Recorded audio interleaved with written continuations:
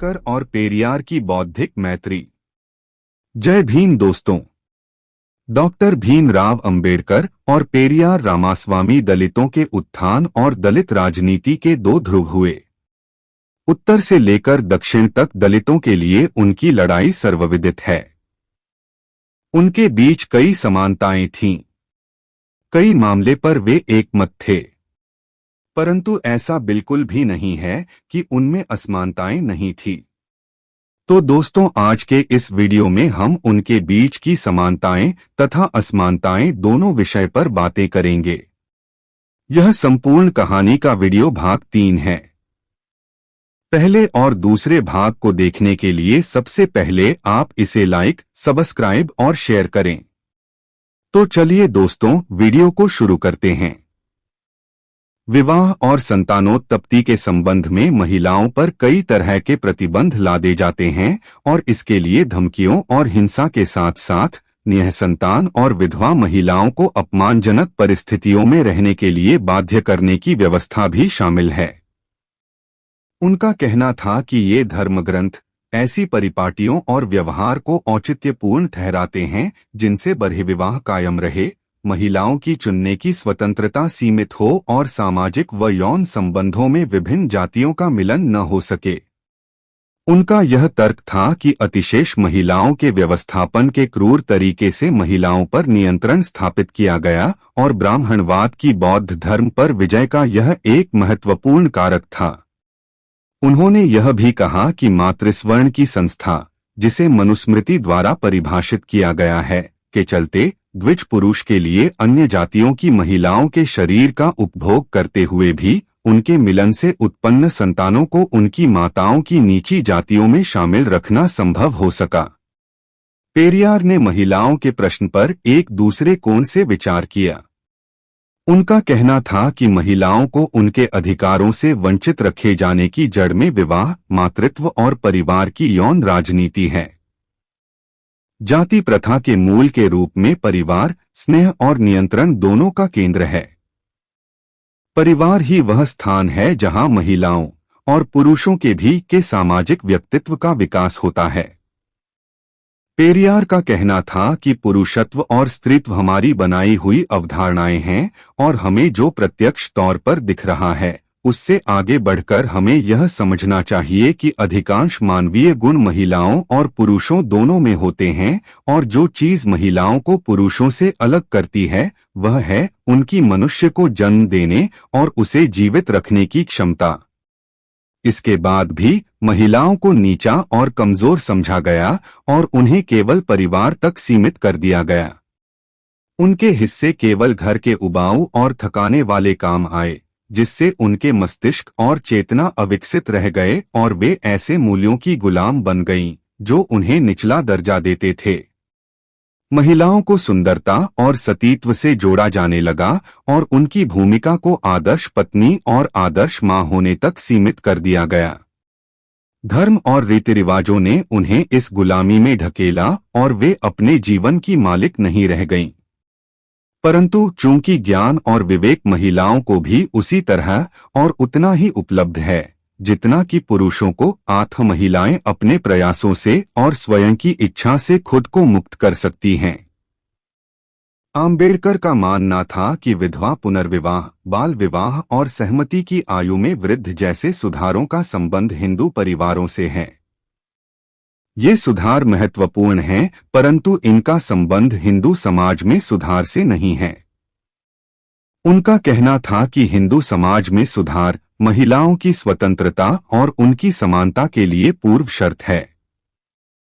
पेरियार का मानना था कि महिलाओं की स्थिति में सुधार तब तक नहीं लाया जा सकता जब तक कि उनकी बुद्धि और उनकी चेतना में क्रांतिकारी परिवर्तन न ला दिया जाए और उन्हें धर्म और आस्था के झूठे विचारों से छुटकारा न दिलवा दिया जाए।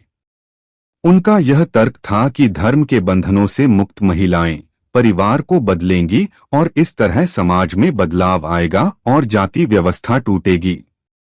बुद्ध धर्म और द्रविड़स्तान।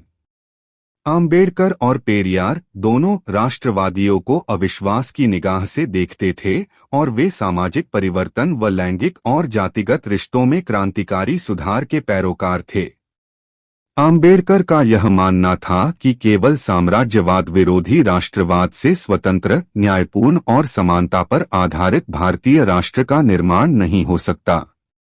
उनका यह मानना था कि केवल राष्ट्रवाद भविष्य के भारत को मजबूत प्रजातांत्रिक और गणतंत्रात्मक नींव नहीं दे सकता, क्योंकि राष्ट्रवादी अतीत पर गर्व करते थे और उसका गुणगान करते थे। अतीत के भारत के प्रति उनके इस आग्रह का अर्थ यह था कि स्वाधीन भारत में भी ब्राह्मणों के वर्चस्व वाली जाति प्रथा बनी रहेगी।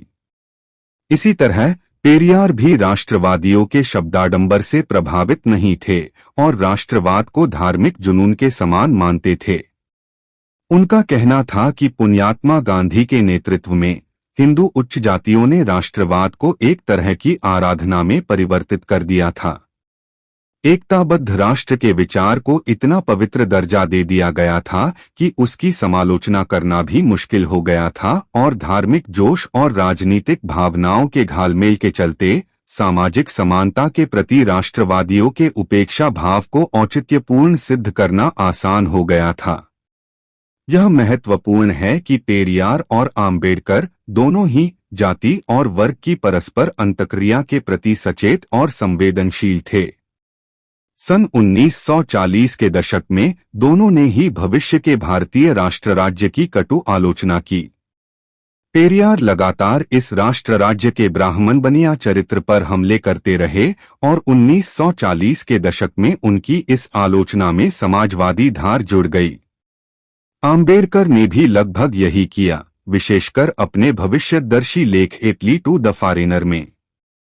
परंतु स्वतंत्र भारत के प्रति दोनों के दृष्टिकोणों में अंतर था।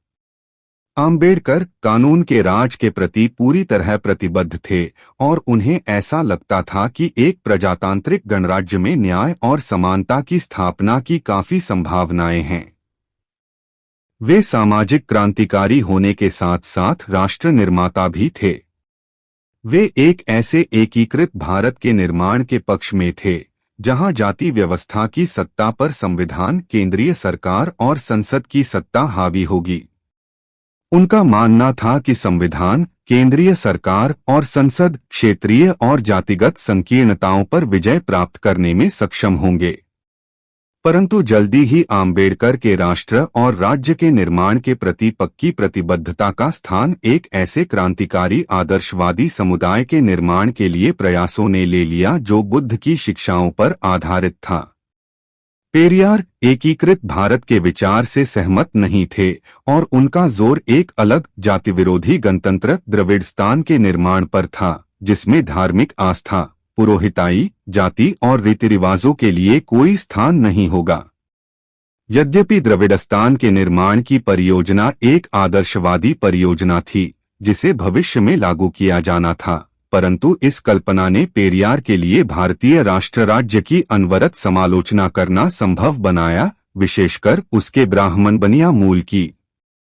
यह दिलचस्प है कि अलग राष्ट्र की अपनी मांग के बावजूद पेरियार सुशासन के हितकारी लाभाएं से अनजान नहीं थे और उन्होंने स्वतंत्र भारत में के कामराज के नेतृत्व वाली कांग्रेस सरकार को अपना पूरा समर्थन दिया, क्योंकि उनका मानना था कि वह द्रविड़ों की बेहतरी और सामाजिक न्याय के प्रति प्रतिबद्ध थी। श्रमिकों का विभाजन और जाति कर्मी। आम्बेडकर और पेरियार दोनों ने ही संप्रभुता की अवधारणा पर पुनर्विचार किया। दोनों ही यह मानते थे कि संप्रभुता जनता में निहित है। इस मामले में आम्बेडकर के विचार अधिक स्पष्ट थे। आम्बेडकर का कहना था कि संप्रभुता राष्ट्र राज्य में निहित नहीं है और न ही उन लोगों में निहित है जो इतिहास में सक्रिय शक्ति के रूप में देखे जाते रहे हैं। आम्बेडकर ने लचीली प्रजातांत्रिक प्रणालियों और संस्थानों के निर्माण का आह्वान किया और उनके महत्व को रेखांकित किया। इनमें संसद और कार्यपालिका शामिल हैं।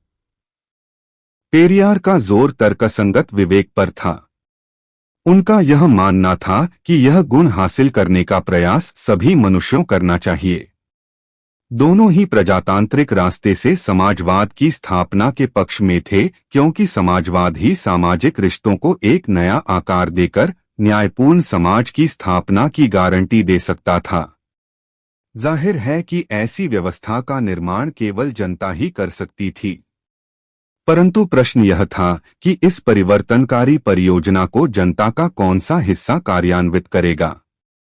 यदि वीडियो पसंद आई है तो इसे लाइक, सब्सक्राइब और शेयर करें तथा कमेंट में अपनी पहचान जरूर दें। धन्यवाद।